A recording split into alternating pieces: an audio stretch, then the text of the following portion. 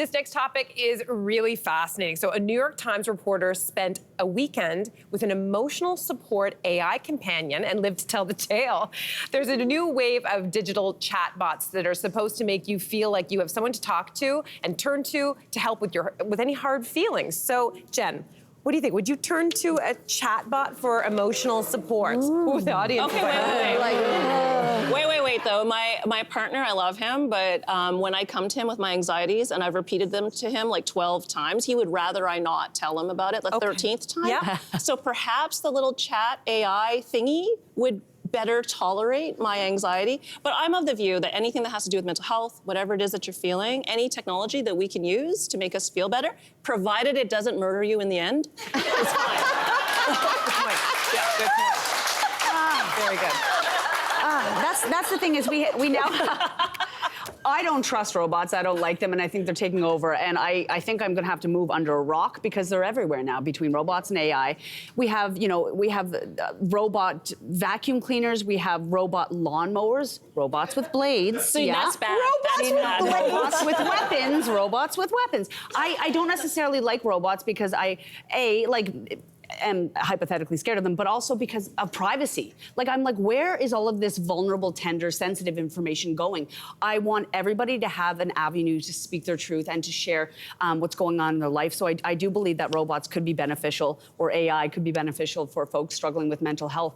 But when I'm telling you my secrets or my trauma, where is this information going? And that's the only hesitation I have. Yeah. There was actually a line in this article that said, there was an expert who was asked about this who said, the performance of empathy is not empathy. The area of companion, lover, therapist, best friend is really one of the few areas where people need people. And I actually agree with all of what you're saying to a large degree, until I met Pepper. So my daughter had to have surgery about 4 or 5 years ago, and Humber River Hospital has a child robot named Pepper. And Pepper is there for the kids. My daughter was 4, very scared. What is surgery? We did our best to prepare her, but then you hand over your child and she meets Pepper.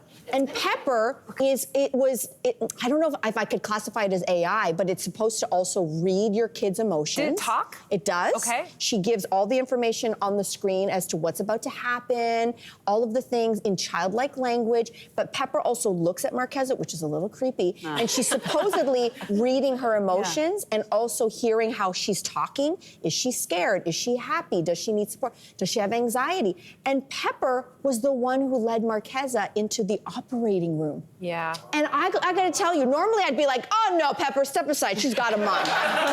Let's go, right? Normally, but it was working. I couldn't deny that Marqueza just lit up. She wasn't nervous. It was more like, here's a toy friend.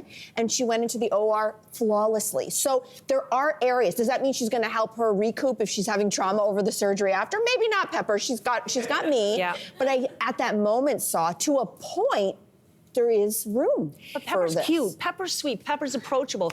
Pepper is trustworthy. I don't feel like everybody's Pepper. And all of these robots that are coming don't look like Pepper. More Pepper, I'm in. I totally see the potential for terrifying things, but the optimist in me wants to see also the uses for good, like the example you just gave. And in this article, the woman who wrote it, she actually was talking to the AI and trying to get into a fight with it. So they were getting into heated conversations, and the AI kept coming back with sort of kindness responses. And I couldn't help but wonder if with those very divisive type of arguments that we're seeing being, all over the world, really wreaking havoc in communities and among families, if you could sort of learn through AI how to have arguments where you don't get emotionally distraught and end up hating the person. I think there's some potential for goodness there. I also can't help but see, of course, because I think about sex and I'm a sex educator, there's a lot of very lonely people who do not have physical connection at all. We know touch is extremely important. We know connectivity is important. And again, this isn't a replacement for a human connection. But for some people, I think this could be a very important way of even learning about how to connect with somebody if you are, let's say... having conversation. Yeah. I mean, I don't know if it was the World Health Organization, a big international organization just released this week, that loneliness is the equivalent, it's such an epidemic for our health and mental health, it's the equivalent of smoking 12 cigarettes a day. Yeah. Wow. And I thought, what an interesting stat. And so when you think of the epidemic of seniors, of the elderly, people who are in remote areas. That's right. That you think if you could, I know it sounds weird, because but it's 2023 and these are the conversations we're having. Yeah, no, honestly. If you could have a conversation with someone to make you feel less alone, isn't that better than having nothing at all? Mm-hmm. I know.